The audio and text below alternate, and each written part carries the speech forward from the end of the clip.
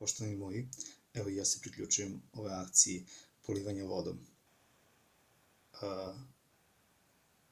Tu iza mene je kupatilo, ne znam da li da otvorim, neću da otvorim. Pošao sam da natočim vodu, vode nema, pa kako da se polijem?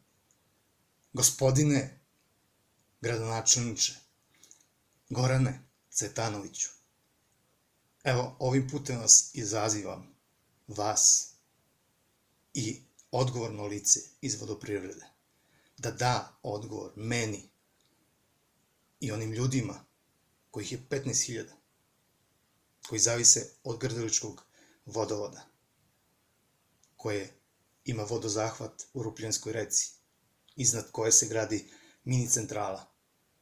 Sa kojim pravom, sa čijom dozvolom se zamućuje vodovod od životnog značaja?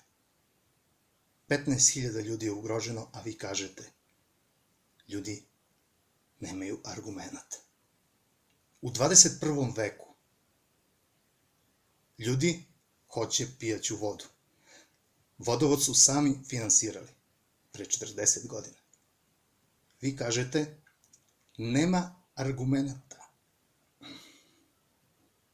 Gospodine gradonačelniče, ne tražim od vas da se polijete vodom. Tražim odgovor. Hvala lepo.